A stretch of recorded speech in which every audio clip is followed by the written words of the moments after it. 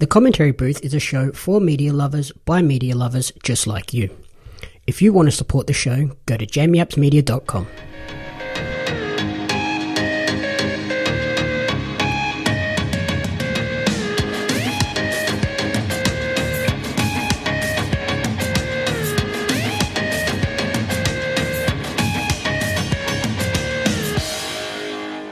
Welcome to the Commentary Booth, the ultimate weekly entertainment recap and review show.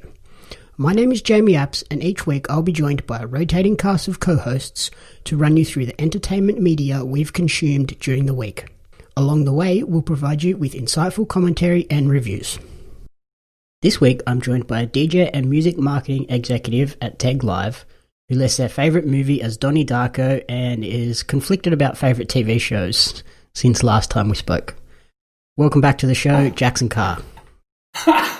Hey mate, how's it going? Not too bad. How is the favourite TV show debate going?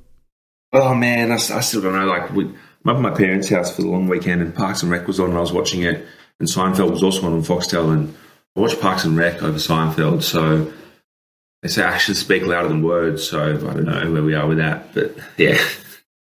How has the long weekend been so far? It's good. Actually, I did something on Friday night that I hadn't done in 6 months, and I had a DJ gig, which was amazing but weird in the same way. So I played at Taylor's in the city, which I used to play every Friday before lockdown. And they're like, oh yeah, we're getting DJs back. So I was like, cool. I get there, and because of the laws, I'm playing hip-hop music to people sitting down. So yeah, that's an interesting situation.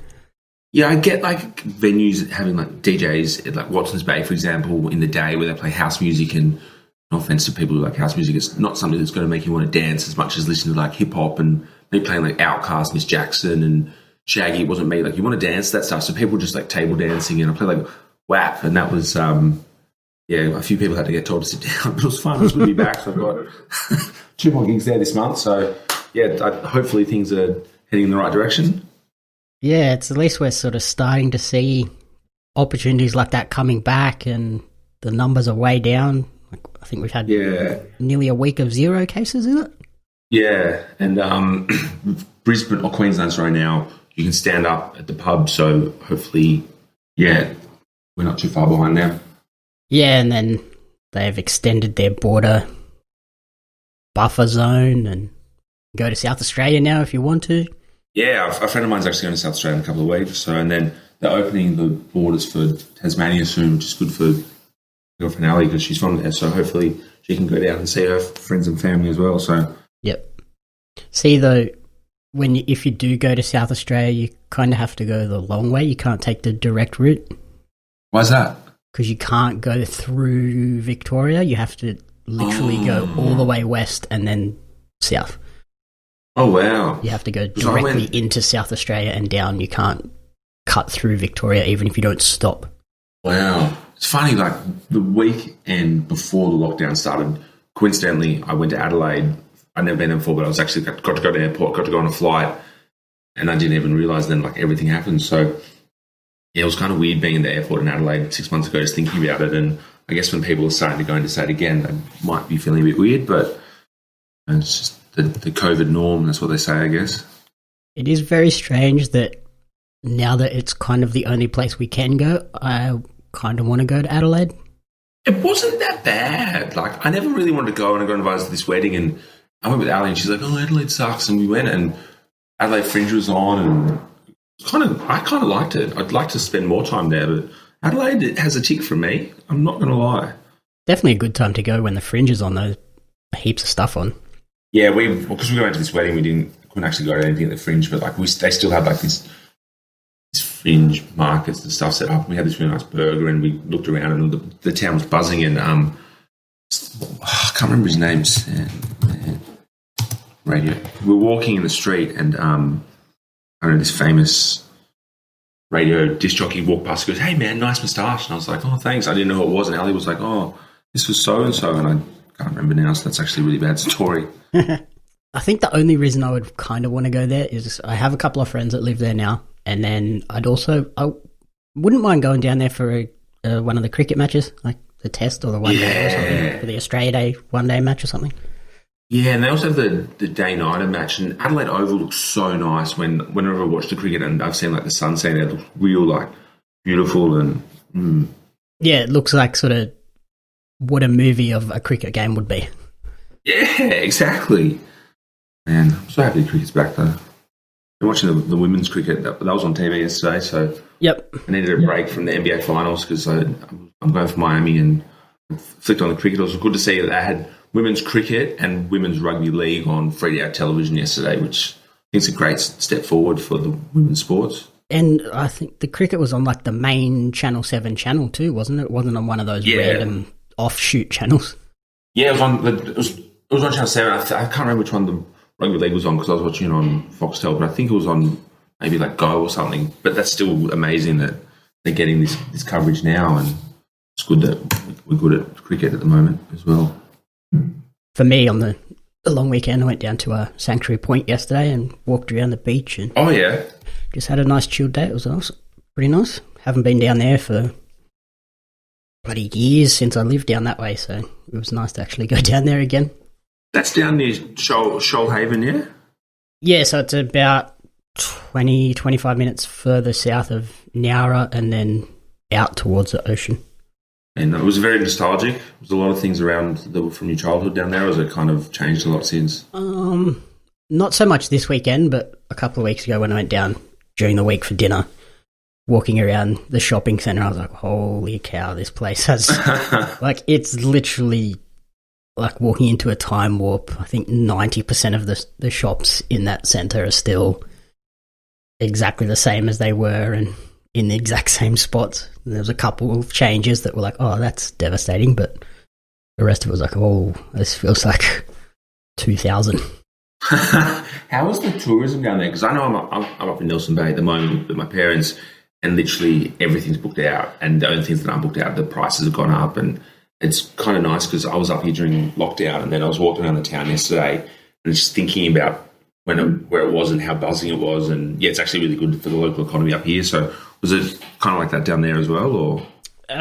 Yeah, we didn't sort of go into town much. We just like walked around the bay, and there's definitely people down there at all the sort of holiday houses.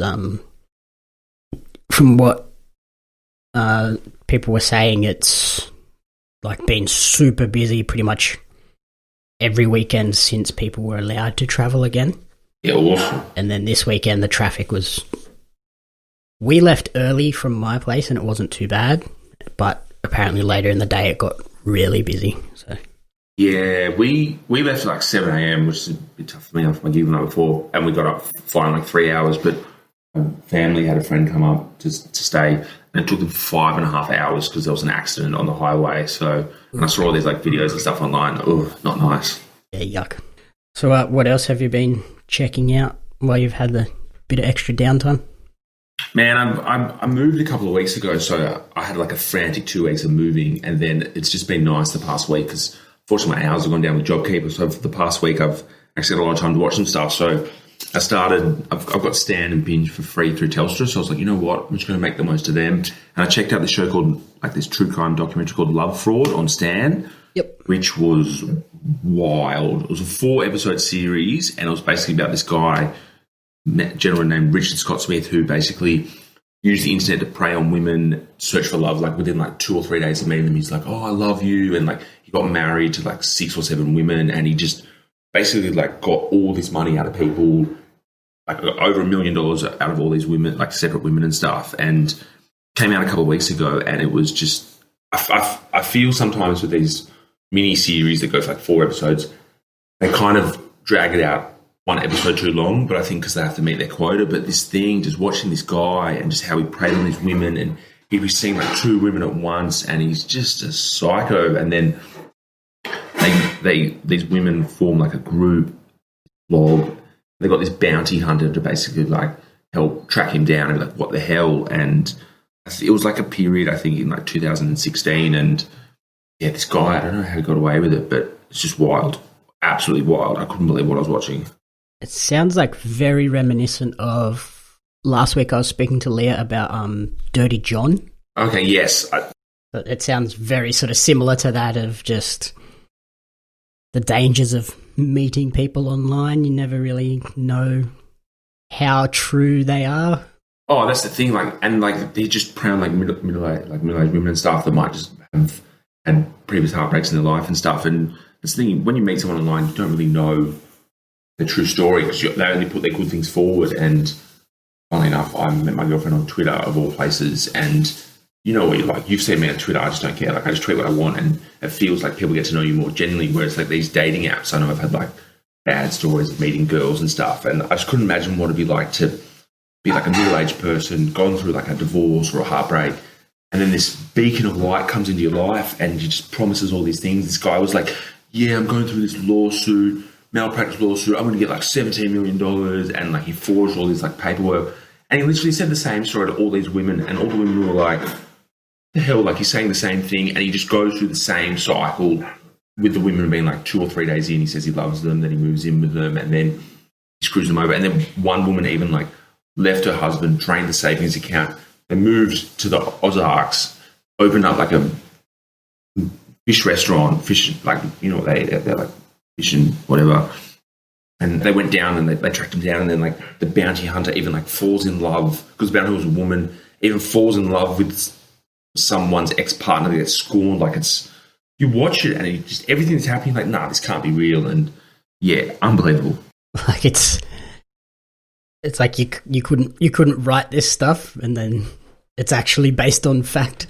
Yeah, and then they even interview him at the end, and you just see him, and you just like the way he talks. I don't feel sorry for you. You're not nice. Like, oh wow, like he's actually involved in the. Yeah, at the end, he's like, I know what you're making, and I want to put my side out. And you see him, and you're just looking at him, and you're like, bro, no matter how you spin this, you look terrible. Like, yeah, like he's talking about, he's like, oh, no, insecure, I don't want to get hurt. And it's like, bro, like, nah, there's nothing you can say. Yeah, there's no positive light you can shine on what you've done. Nah, not at all. And no excuse for what you've done either.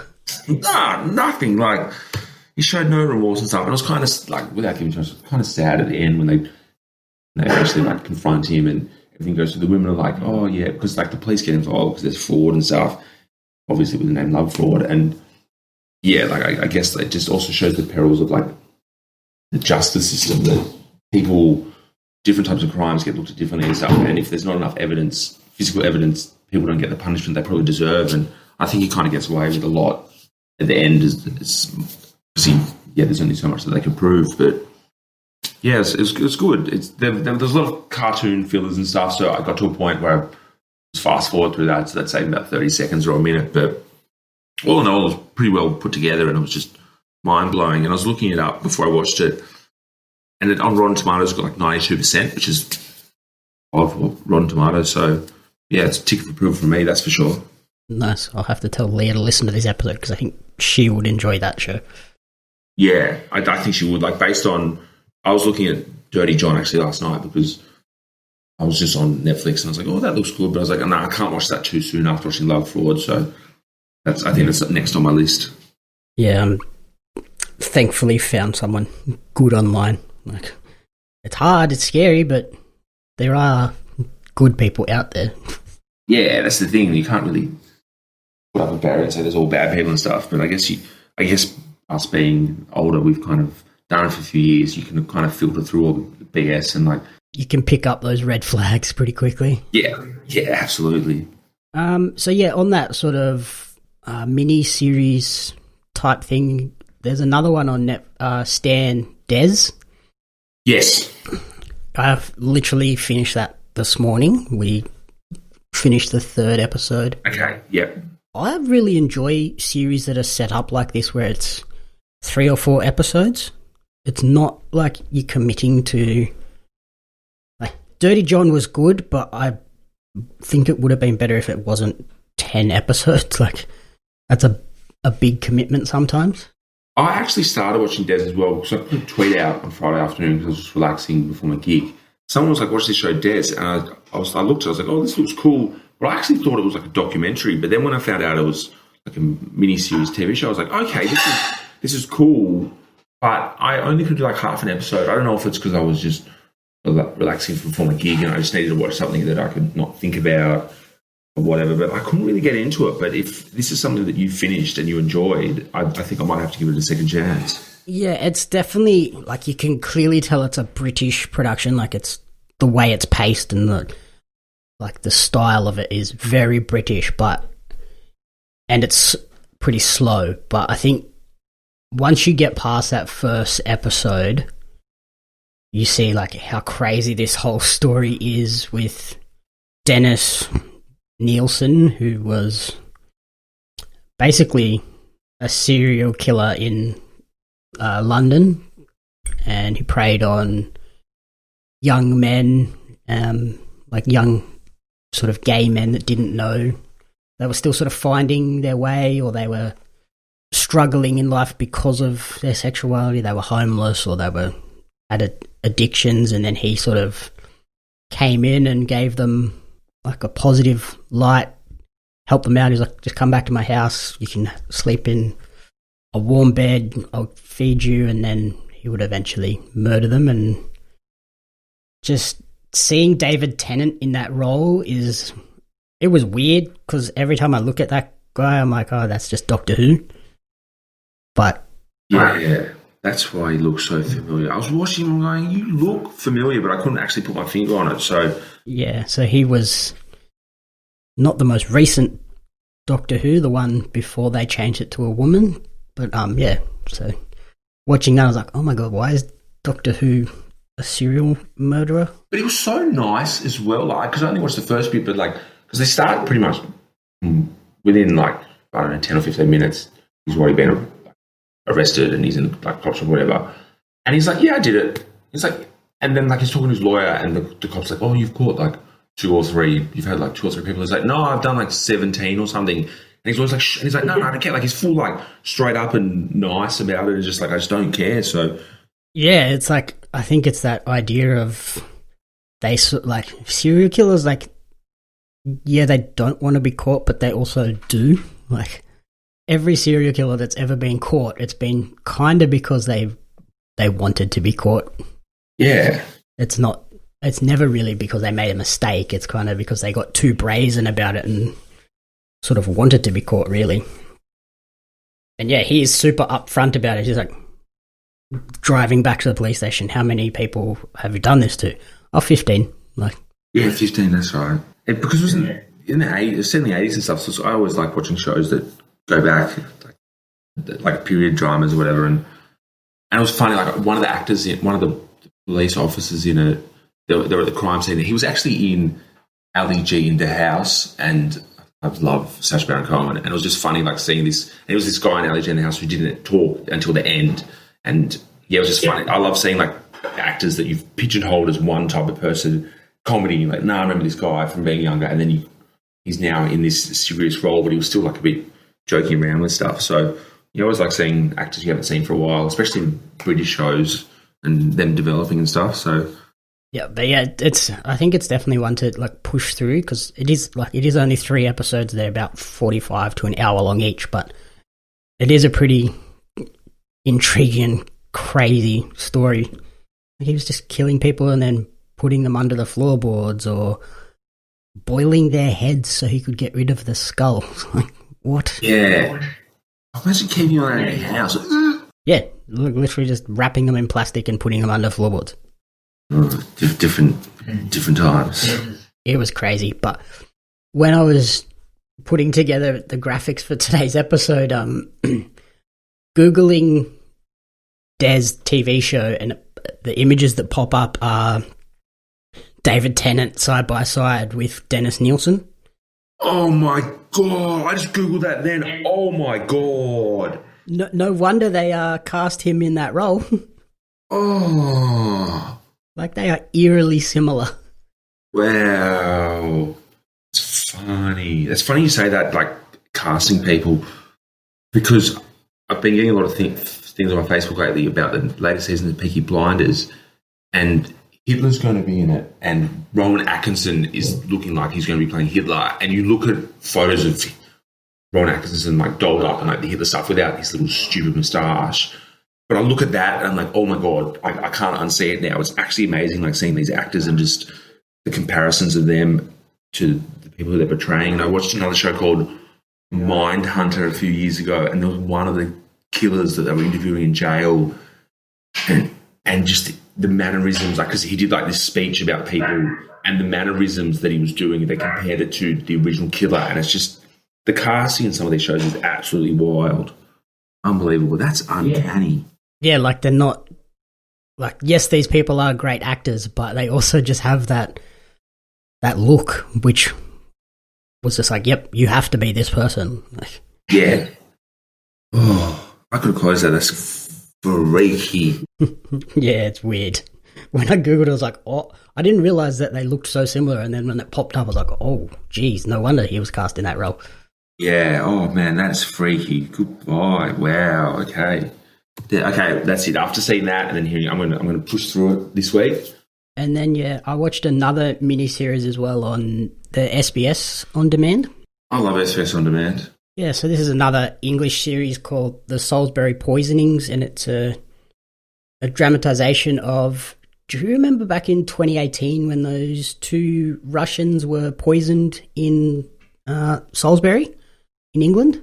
Yes, that rings a bell. Yeah, so it's about them when they were Sergei Skripal and his daughter Yulia, who were poisoned with a nerve agent called Novichok, which they've later, like, obviously traced back to being Russian produced. And so it's all about, obviously, these two get poisoned, and then they work out, like, what has happened to these people, and they worked out that, okay, it's Novichok. And then they realize that this stuff remains. You only need a tiny amount to rub against your skin and it is lethal. And it can remain on a surface undetected and be lethal for 50 years. Wow. So that the whole city kind of goes into lockdown like we have recently because they're like, where the heck did they touch and get this stuff on their skin? So they have to do like we are now. Track and trace, work out where they've been, what they've touched, who they've interacted with, to find out where the heck is this stuff. That's so weird. So relevant to now. SBS On Demand coming through. Okay. Yeah, it was crazy, and it follows she's like the health department lady, Tracy. Her last name is Daskowicz. Hey, you gave it a go, and I think you did that well. Well done on pronunciation. And then she's like, obviously trying to do the whole tracking and work out where they've been. And one of the police officers that first encounters Sergei and goes back to their house to see like what's happened, he gets sick. So then they're trying to trace like where did he pick it up, and they've. Obviously, being a police officer, he has body cam, so they're watching all the body cam, and they're looking at this sheet that they have because they've gone back to the house and tested all their surfaces, and they're like, "Yep, he touched this, he touched this, he touched this." I'm like, how did he literally touch every single surface that has tested positive to this? And they realise only by watching the video in reverse. That it was on the door handle of the house. Oh, whoa. So it wasn't on all the surfaces inside that he touched. He touched the door and then contaminated everything in the house. Oh, wow. But they only realised that by watching the video in reverse, and they're like, that's how it's happened. Yeah, okay. So then, yeah, the show just follows them and the next 3 or 4 episodes of how this whole town just goes into a panic mode because obviously this stuff is lethal for 50 years. It only needs like a 10-cent piece worth of a spot on a bit of fabric or a door handle or a glass, and it could just sit there for years and years and years, and you never know. And they say like if it's say it's on the table, you could touch all around it and be totally fine. Touch that one spot, and you're done. Yeah. Amazing how, like, just this year's really taken, like, as it's shown with that as well, like how something can spread so quickly. I remember watching Scrubs when I was younger, one of my favourite like, shows growing up, or like not grown up, but like teenagehood or whatever. And there's one episode, and it just shows how quickly like a virus can spread. And then I was thinking about that when COVID started, and then like the clip was replayed on social media a lot. Like, I guess once COVID started, and it just goes to show like this happened 2018, so a couple of years ago. And I guess because it was in like a small little town, it probably didn't get as much exposure as it could have. But just that goes to show how quickly that can spread. And then also, once again, going back to all the events of this year, it's just nice to think about. Yeah, it's scary because, everything is like exponential. So, like one person gets it, but then they can infect however many, depending on the virus. Some are more infectious than others, but it just takes off, explodes real quick.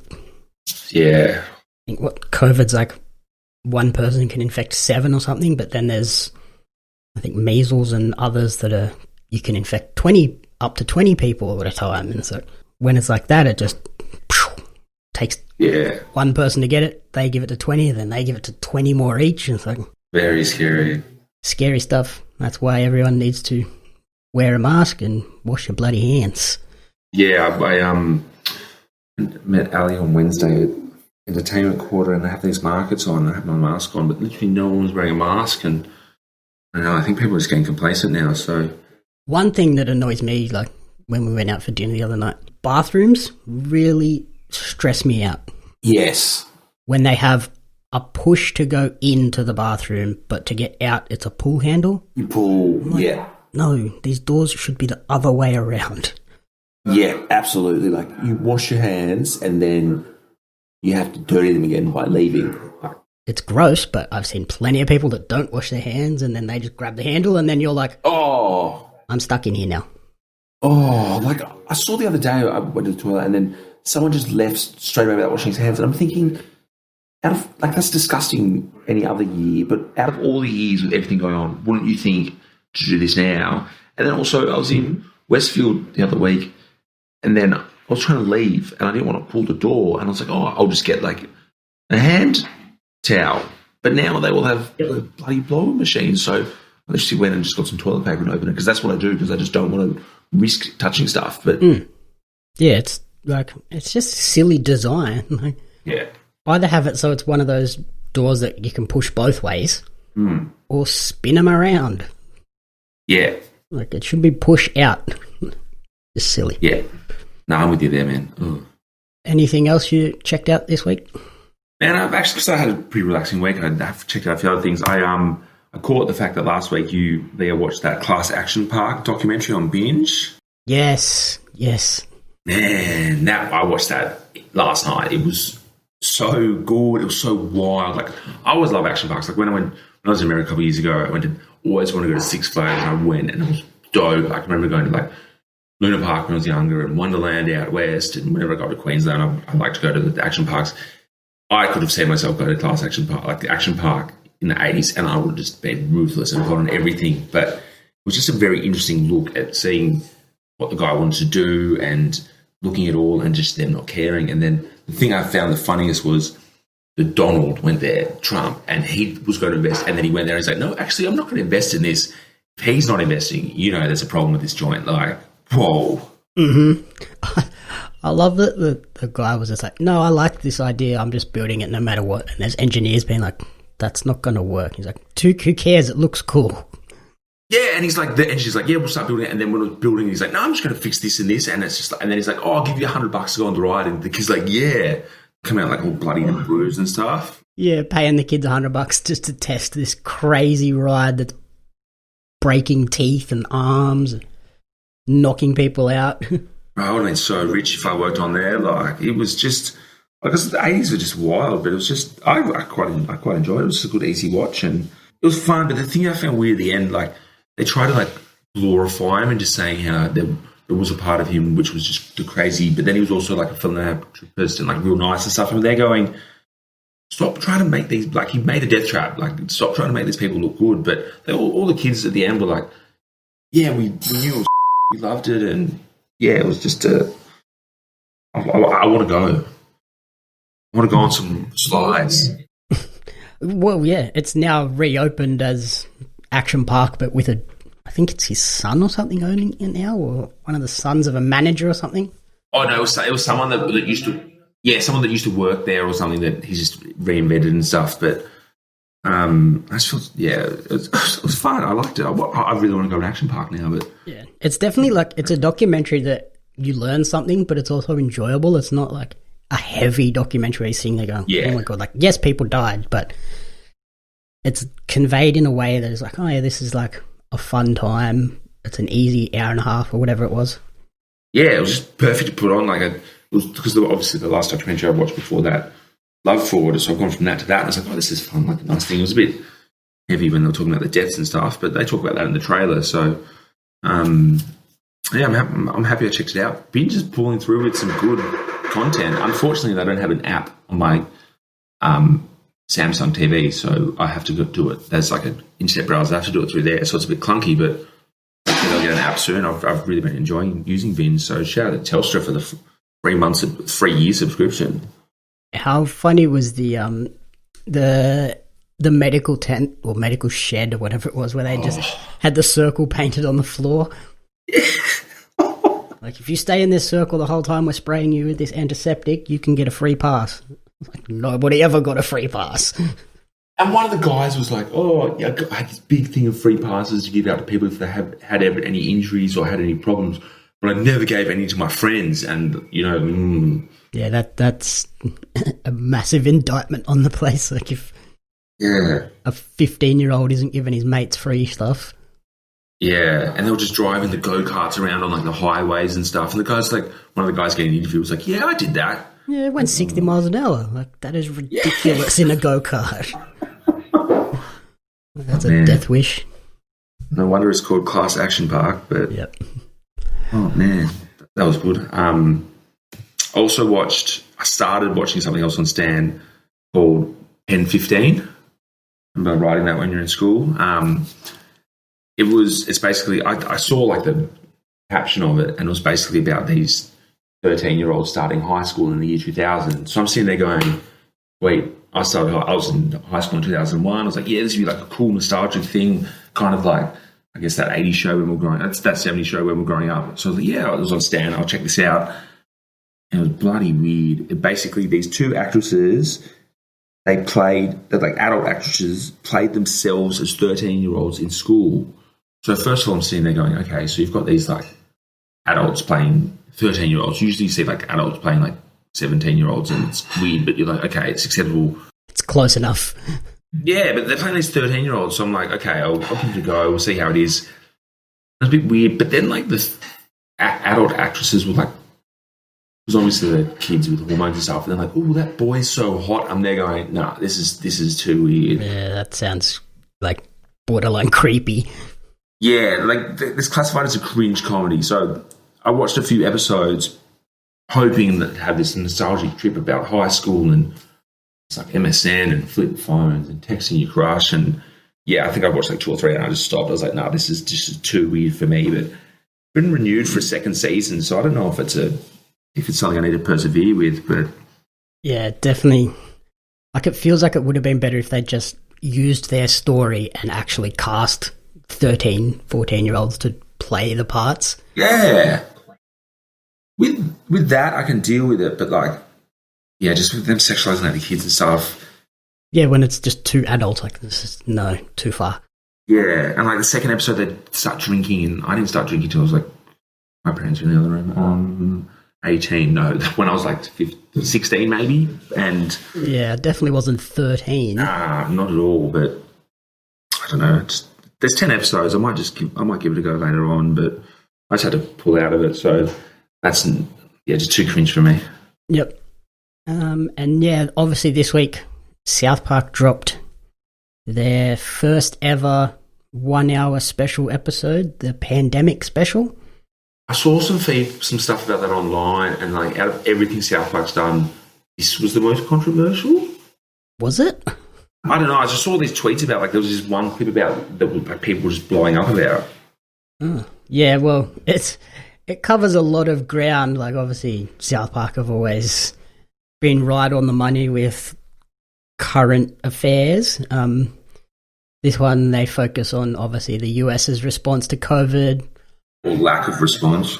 The race riots, police misconduct, improper mask use, which they like to call chin diapers. Chin diapers? Yeah, because all the characters just wearing them around their chin. They just look like they're wearing diapers. Yep. And then obviously like school through Zoom and the mental health impacts of that has on kids. What's it on? That actually sounds... I've tried South Park many times over the years. I remember when the first episode aired on SBS, Mum sat us down and said, "We've got to watch this show. It's going to be the best new show." I was like, "Oh, okay, watch it." Is it on Netflix or something? Or? So it's on... what is it on? It used to be on SBS, but it's now moved over to 10play. Oh, cool. If you go to 10play.com, they put it up on there. It's on like one of their subsidiary channels. Yeah, okay. Yeah, no, I think because it's so current affairs and stuff, I might just have to give it a go. Oh, yeah, I'm looking at it now. Yeah, it's definitely like... I think the 1 hour special was probably a little bit too much. Like they tried to stretch it out a little bit too far. Mm. It would have been an incredible regular 30-minute episode, I think. Yeah. Because it, as South Park generally tends to do, it constantly had me sitting going, "Oh my God, oh Jesus, how have they gone this far?" Especially when it's talking about the origin of COVID-19 and how it spread from bats and pangolins to humans, with Randy Marsh having very bad interactions, basically raping a bat and a pangolin. Oh, okay. Cancel culture is going to love this episode. Oh, yeah. It was hectic. The police, when obviously, like how we've seen the schools sort of shutting down because the teachers don't want to be in schools. So they're in this episode, the police, who have had issues because of the race riots, now don't have a job because the police have been defunded. So they've been put in as replacement teachers. Oh. And there's a fight breaks out in class between Cartman and Stan, I think it was. So they're having this big fight and the police draw guns and then they start shooting heaps and then they realise that they've all just shot Token, the one black kid in the class. Oh, yeah, yep. And then he gets taken to hospital, but they attribute him being taken to hospital as COVID-related. Oh. Because they wouldn't have been teachers if it wasn't for COVID. So it's a COVID-related incident. Yep. Okay. Oh, my God. Which is sort of what you're seeing, like, it's a satirization on how people are like, oh, they're just blowing out the numbers. Like, these are all old people that would have died anyway, so them attributing it to COVID is ridiculous. And it's like, no, like, COVID has issues. Like, it is going to kill people. They shouldn't have ever been in this position to begin with, but there's always the conspiracy theorists are like, no, the numbers are being overblown. Just because someone tested positive doesn't mean that's what killed them. It's like, don't be silly. Oh. Okay, yeah, no, I think this is something I'm even going to watch tonight. Like, that sounds... Because they always, whenever they comment on cultural issues, they always nail it. And, yeah, that just... An hour. Yeah, no, I'm in. I'm not watching rugby league anymore, so I've got time this afternoon. I'm in. Yeah, it definitely had me laughing and just, like, cringing quite a bit. When I had a look at some of the stats for today, it apparently delivered a 7-year rating high for the show with 2.3 million viewers in the US. I'd say I haven't watched South Park about 7 or 8 years, so yes, I can definitely agree that they're going to get me on there. So, wow. Yeah, I'm a big South Park fan. I watch every episode and every season as it comes out. A few years ago, the NFL episode was pretty funny, but this one definitely took it to an extra level of craziness. I think the last South Park episode I watched was when I loved Jersey Shore, and they did the parody of that and Snooki that was the last one I watched, and that was 2010. So yes, okay, I'm breaking the drought and I'm diving in. Channel 10 Play, we're on. Yep. Yeah, I reckon definitely check this one out. It'll probably make you want to go back and maybe even just like pick and choose episodes. Like recently they've been trying to sort of incorporate more season-long arcs into the show. Yeah. Which are fine, but there's still enough in each episode where you can just go back and pick and choose, like, okay, that topic actually looks like one that I think I'll enjoy. Like, I'd recommend the NFL episode from a couple of years ago. Yeah, okay, I'm going to write it down, NFL. You know, I'm definitely going to watch that this afternoon. So, yeah, that's all for me. Is there anything else that you... Okay, this is something I think, a rom-com I think that you'll enjoy. Because, you know me, every now and then I like to watch a rom-com. And there's this one that I hadn't watched before, and I was like, you know what, I'm going to give it a watch. It's called Trainwreck, and it's directed by Judd Apatow, who I'm a big fan of his work. And Amy Schumer actually writes it. And it's got like a pretty good like ensemble cast in it. It's got Brie Larson's in it, John Cena's in it, and LeBron James is in it. LeBron plays himself. He plays like a tight-ass version of himself. And I'm watching it going, I don't like you on the court at the moment, LeBron, because I hate Lakers fans. I'm watching him going, okay, I actually like you.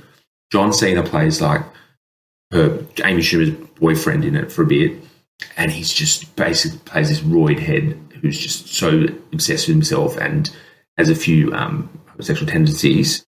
That sounds like a massive stretch for John Cena. Yeah, no, he just nails it, and it's just it's funny. Like, it just talks about like this Amy Schumer because she's always been doesn't believe that monogamy is real.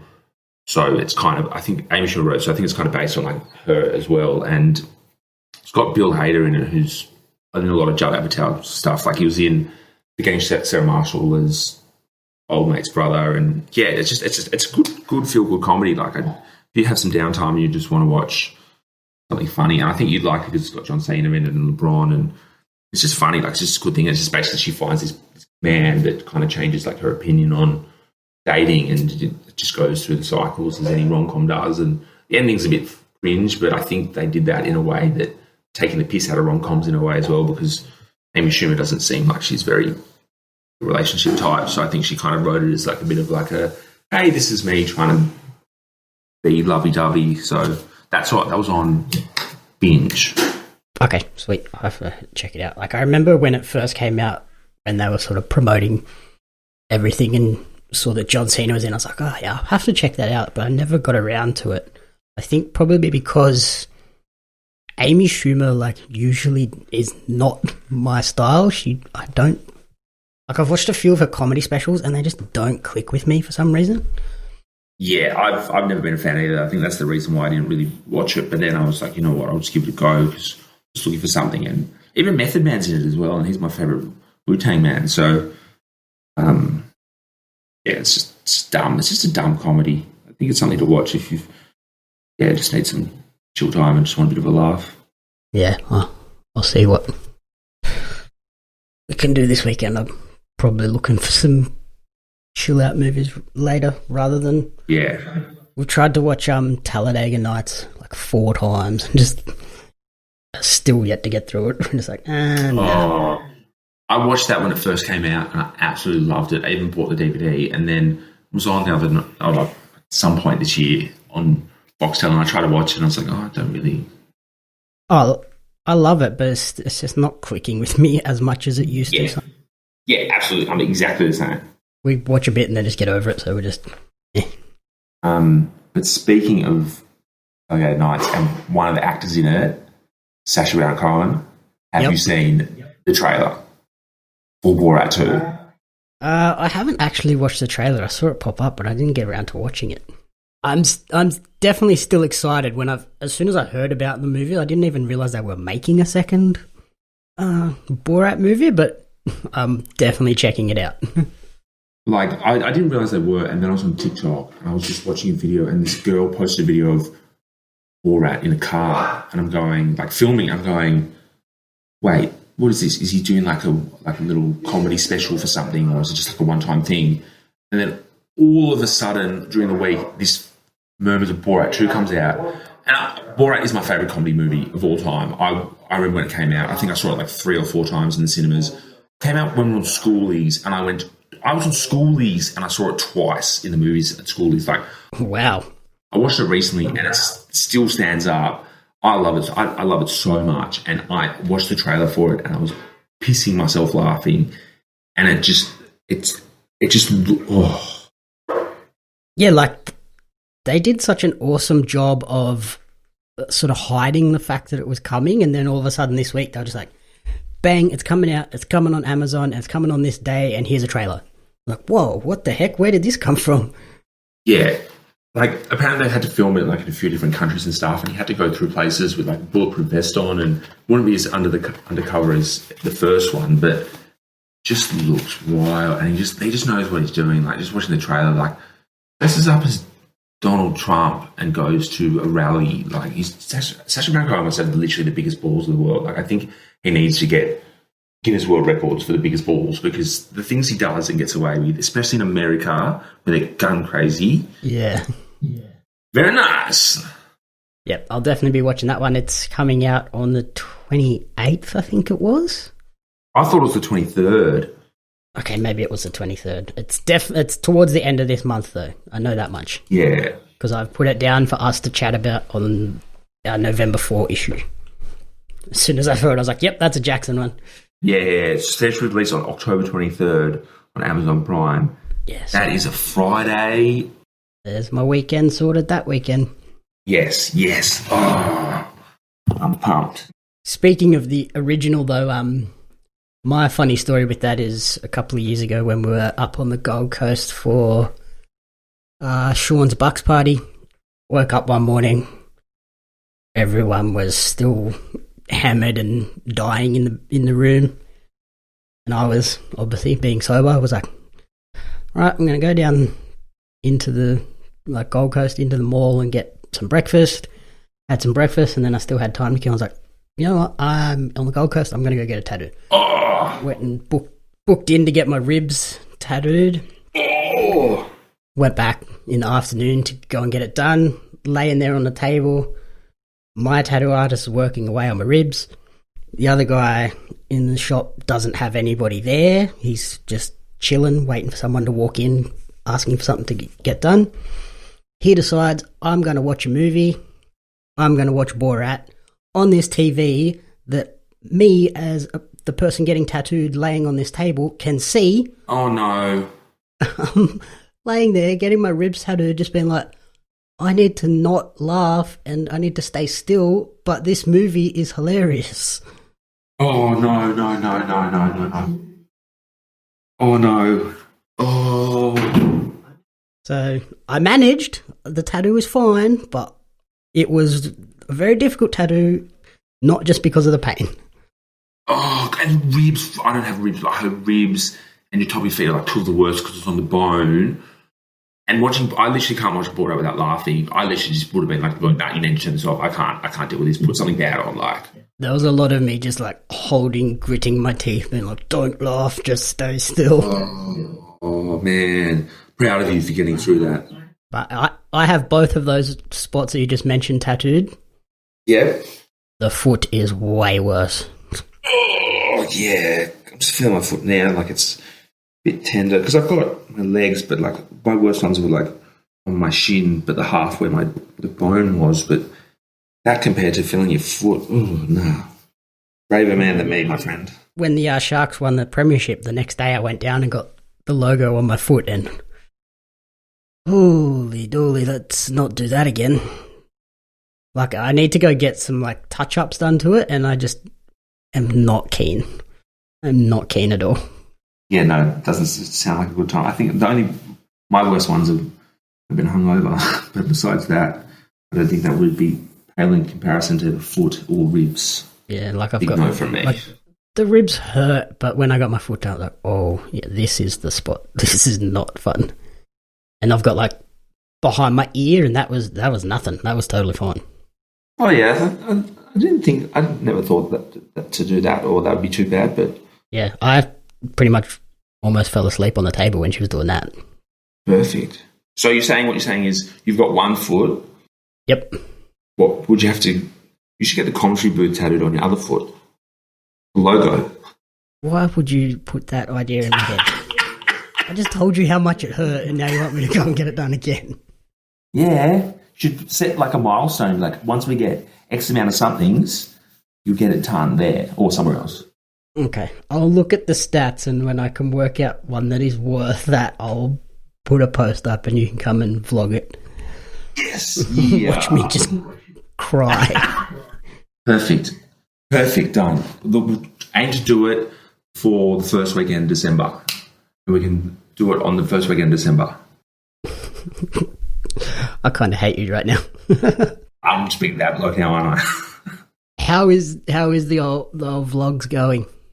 Man, it's good. So I was just trying to keep myself entertained. Like I've been using a lot of TikTok and COVID and whatnot. And then I was like, you know what? I'm going to start making content. So I did like a couple of weekend vlogs, and then I started doing them every day. And it's just fun. It's just something to do, just like keep me busy, keep creative juices flowing. Because I'm not working that much at the moment, and DJing's only coming back. And it's funny. Like my roommate the other day was like, "Oh, I saw you walking. Where were you going?" And I don't remember anything in these days. I was like, oh, I can't remember. And then I was like, oh, I'll check my vlog. And I was like, oh, yeah, this is what I was doing. So it's just a nice way to, I guess, like document what I do each day. And I've missed a couple of days because sometimes you just don't feel like doing it. But it's just a fun thing to do. And getting more views and getting more likes, I'm starting to like it a bit more. And yeah, I like it. Yeah, especially like in this COVID time where like days just disappear, and like even the other week I was like, holy crap, it's October. Like what? Yeah. I was just thinking like I wish I was doing it for longer, just because I've always liked watching like vlogs on YouTube and stuff, just about what people do with their lives. And obviously you don't put everything up, but it's just a nice little thing to do. I don't know how long I'll do it for. Like I'll probably get bored of it, or once I start working full time again, I'll probably just do like weekly vlogs. But I'm liking yours because they're short. They're not like the ones that people put on YouTube. They're like 40 minutes. I'm like, how? Yeah, like at least yours are a couple of minutes, and they're nice, easy, and make me laugh every time. I love beers. I just lost it, laying in bed and lost it. I reckon there's people that don't know me and just probably like, this guy's the biggest pisshead ever. Because literally, I think like everyone I'm drinking. Every day there's, I just went and had some beers. Yeah, just going to have beers. Like, that's all right. You're doing weights and you're doing cardio exercise. Yeah, balance. It's all about balance. Yeah, I'm actually going. Yeah, balance. A nice balance. So I'm actually going to do like a weekend one for this weekend because I'm away and I don't really want to do it as much. But yeah, it's just I've just got some footage and I'll talk about this. You'll have a shout out as well. So we'll So what would be your top recommendation for the week? I want to say Class Action Park, and then like just behind in a photo finish Trainwreck. Yep. Yeah, good choices. Yeah. How about yourself? For me, it has to be that South Park pandemic special. It just had me in stitches and lots of cringing, but with everything going on, I think it's a great way to decompress from the world and just have a giggle at some of the horrors that we're seeing. I literally, once we get off this call, I'm going to tell my mum and my family's up here that we're watching it tonight because it's something we'll all want to love. Like I don't think you've ever, like, you always like listen to your recommendations, but this is the one you've sold, the new number one you've sold the most. Like, it just sounds unreal. I'm surprised your mum is a South Park fan. Like, my mum is not. My mum's good. Like, she loves Borat. Like, I don't know, we kind of have the same sense of humour, and she'll always suggest me to watch something, and I'm always like, I don't want to watch that. And then I'll watch it a couple of weeks later, and then I'll just be like, oh, yeah, Mum was right. I won't tell her yet. And then, yeah. I remember when I first started watching South Park, my mum came into my bedroom once and was like, what the hell are you watching? And now every time I put it on, she's like, oh, God, this crap again. I remember like the first episode, there was like anal probes and stuff. It just started with such a bang. It was so wild. And it was on SBS for like 23 years, and it's kind of sad as they've moved on, but Channel 10 now, I guess, with their CBS power and whatnot, have bigger budgets and just want to try to get that younger demographic. Okay, so that's all for this week. Thank you for listening to the commentary booth. If you enjoyed the show, please remember to rate, review, and subscribe. Obviously, thanks to Jaxon. Now, if we hit a decent milestone that I'll put up later, I have to get Yes. Thanks, Jackson. Yes. If it makes it easier, when you get it, I'll get a tattoo as well. Not the same one, but I'll get a tattoo as well. So then at least we'll be pain buddies. Okay. So you can follow me on social media at JamieAppsMedia when you'll see the milestone that I choose. And you can follow Jackson on Twitter at Deckhead. More like dickhead, am I right? The Commentary Booth is a fan-funded production of Jamie Apps Media. You can support the podcast alongside our magazine Jamzine over on Patreon at patreon.com/Jamie Apps Media. The following people supported at the Jam publisher level or higher, and you cannot fathom how incredibly appreciative we are for their support. Brian and June Hart, Courtney Paulson, Tracy Apps.